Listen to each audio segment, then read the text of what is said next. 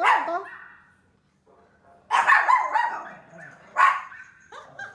Quên, quên con. Vô vô. Nè. See?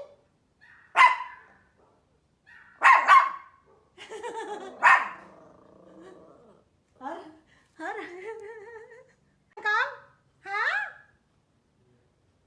Nó nghe chó sủa, nghe chó sủa. Nó nghe chó sủa ở đây nè, nó sủa.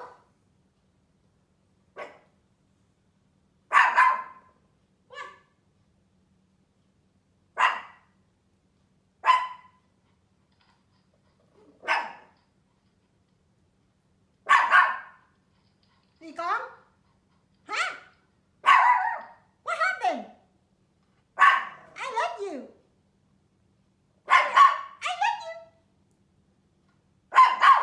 I love you.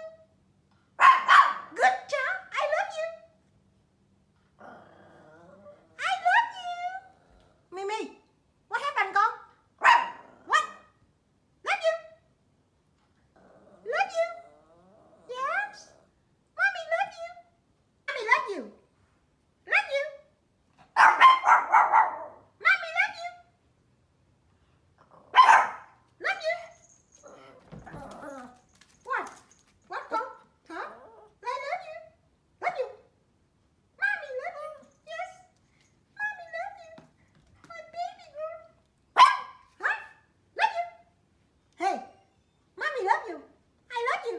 Hả? You like me? I love you. My baby girl. Yes.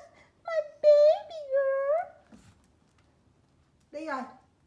What? What happened?